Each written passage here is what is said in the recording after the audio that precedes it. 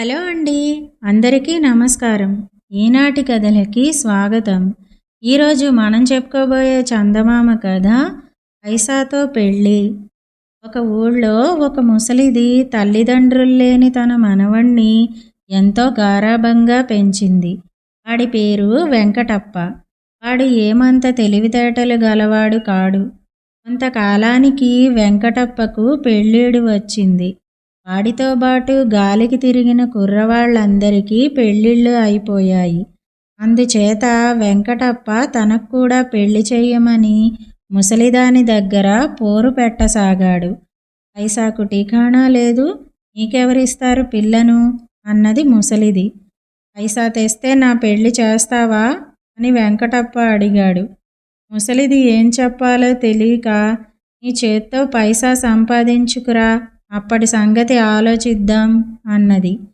సాయంకాలానికి వాడు ఎక్కడి నుంచో ఒక పైసా తీసుకువచ్చి, ఇదిగో పైసా, రేపు సాయంకాలానికల్లా నాకు పెళ్లి చేయకపోయావో నేను ఏ నూతిలోనో గోతిలోనో పడి చేస్తాను అన్నాడు. ముసలిదానికి ఏమీ పాలుపోలేదు. వాడిది అంత మట్టిబుర్ర అయినందుకు ఆమె చింతించింది. ఆమె గడ్డితో ఒక మనిషి బొమ్మ తయారు చేసి దానికి చీర కట్టి గుడిసెమూల చీకట్లో దాన్ని కూర్చోబెట్టింది. సాయంకాలం వెంకటప్ప ఇంటికి వస్తూనే, పిల్లను చూసావా అని ముసలిదాన్ని అడిగాడు. ముసలిది మూలనున్న గడ్డి బొమ్మను చూపుతూ, అదిగో పిల్ల, ఈ పసుపు తాడు తీసుకొని దాని మెడలో కట్టు అంటూ వాడికి ఒక పసుపు తాడు అందించింది. వాడు తన స్నేహితుల పెళ్ళిళ్ళు చూసి ఉన్నాడు.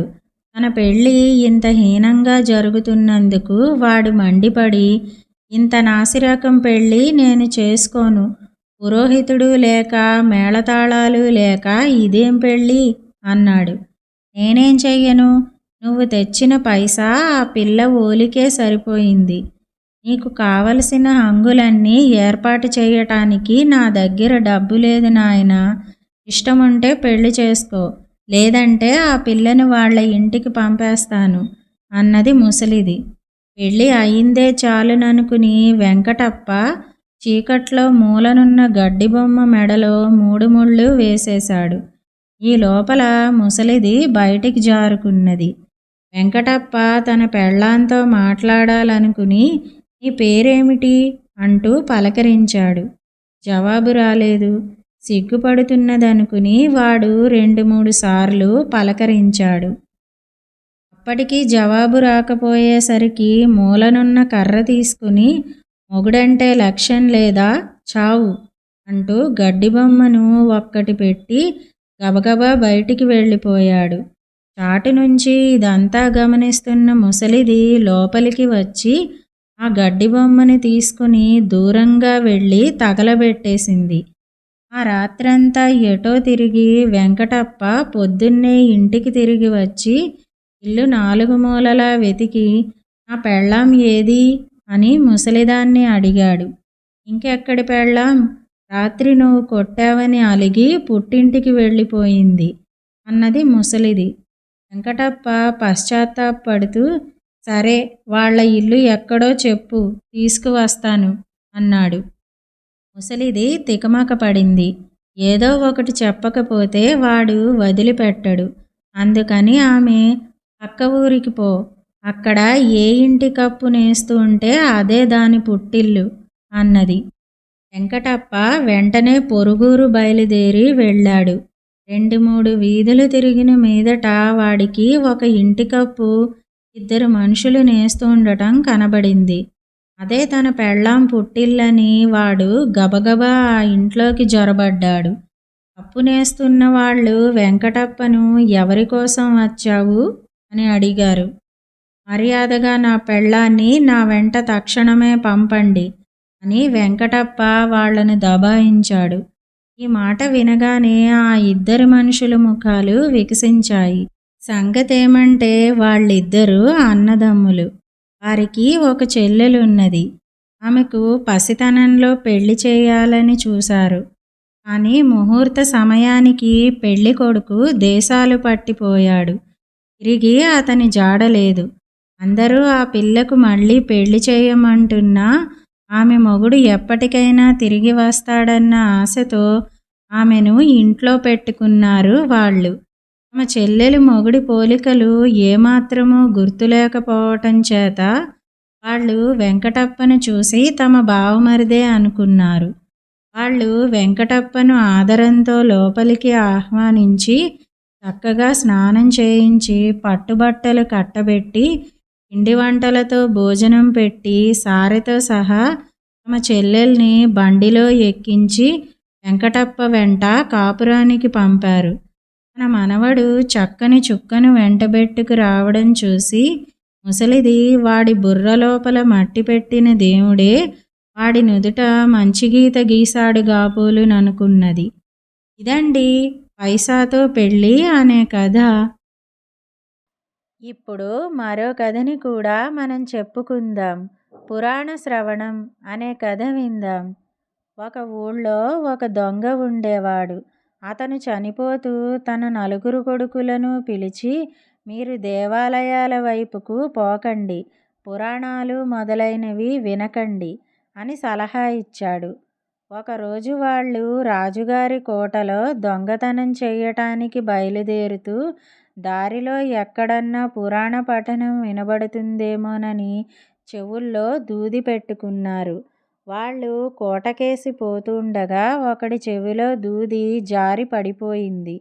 అదే సమయంలో సమీపంలో ఉన్న దేవాలయంలో పురాణం చెప్పే పంతులు ఇలా అంటున్నాడు. దేవతలు గాని దెయ్యాలు గాని మన లోకంలోకి వచ్చినప్పుడు వాళ్ళ పాదాలు భూమి మీద ఆనవు, వాళ్ళ నీడలు భూమి మీద పడవు. ఈ మాటలు విన్న దొంగ పిడుగుపడ్డట్టు వణికిపోయి చెవుల్లో మళ్ళీ దూది కుక్కుకుని ముందుకు సాగాడు. తర్వాత వాళ్ళు ఉపాయంగా కోటలో ప్రవేశించి రాజుగారి ఖజానాలో నగలు నాణాలు దొంగతనం చేసి ఇల్లు చేరుకుని తెచ్చిన సొమ్ము ఇంటి పెరట్లో పాతిపెట్టారు. మర్నాడు ఉదయం రాజుగారికి దొంగతనం సంగతి తెలిసింది. దొంగల ఆచూకీ తీసే పని మంత్రి పైన పడింది. ఆయన విచారించగా ఊరి బయట కొబ్బరి తోట మధ్య ఉన్న గుడిసెలో నలుగురు అన్నదమ్ములున్నారని, వాళ్ళ వృత్తి దొంగతనాలు చెయ్యటమేనని తెలియవచ్చింది. పోయిన నగలు నాణాలు తిరిగి సంపాదించడానికి మంత్రి ఒక ఎత్తు వేశాడు.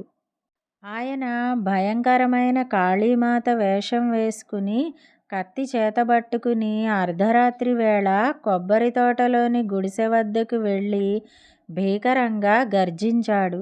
ఆ గర్జన విని నలుగురు అన్నదమ్ములు దీపం తీసుకుని బయటికి వచ్చి మహాకాళి ఆకారాన్ని చూసి బెదిరిపోయి, అమ్మా తల్లి, నువ్వెవరు, నీకేం కావాలి అని అడిగారు.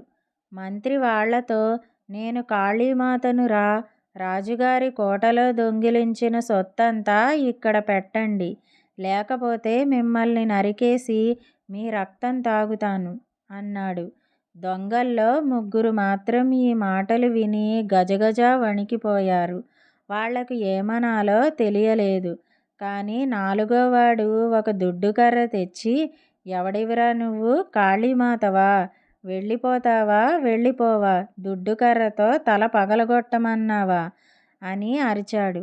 వెంటనే మంత్రి కాలిసత్తువ కొద్దీ పారిపోయాడు. తరువాత మిగిలిన వాళ్ళు ముగ్గురు వాడితో, ఆ వచ్చినది మనిషేనని నీకెట్లా తెలిసిందిరా అన్నారు. మనం దొంగతనానికి పోయేటప్పుడు అనుకోకుండా చెవిలో దూది జారి పడిపోయింది. అప్పుడు గుడి పక్కగా వెళ్ళినప్పుడు పురాణం విన్నాను. దేవతలు దెయ్యాలు భూమి మీదకొస్తే వాళ్ళ పాదాలు భూమిని అంటవుట, వాళ్ళ నీడ భూమి మీద పడదుట. ఆ వచ్చినవాడు మనిషి, వాడి కాళ్ళు భూమి మీదే ఉన్నాయి. మన దీపం వెలుతురులో వాడి నీడ భూమి మీద పడింది. అది చూసి వాడు మనిషేనని తెలుసుకున్నాను అన్నాడు నాలుగోవాడు. ఒరే, నువ్వు కొంచెంగా పురాణం వింటేనే ఇంత లాభం కలిగింది గదా, మనం రోజూ పురాణం వింటే ఇంకా ఎంత లాభం కలుగుతుందో అనుకుని ఆ అన్నదమ్ములు రోజూ పురాణం వినటం మొదలుపెట్టి దొంగతనాలు మానేసి మంచివాళ్ళని పేరు తెచ్చుకున్నారు. ఇదండి పురాణ శ్రవణం అనే కథ. ఈ 2 కథలు గనక మీకు నచ్చినట్టయితే లైక్, షేర్, కామెంట్ చెయ్యండి. మరిన్ని మంచి కథల కోసం మా ఛానల్ను సబ్స్క్రైబ్ చేసుకోండి. మళ్ళీ మరొక మంచి కథతో కలుసుకుందాం. అంతవరకు వింటూనే ఉండండి ఈనాటి కథలు.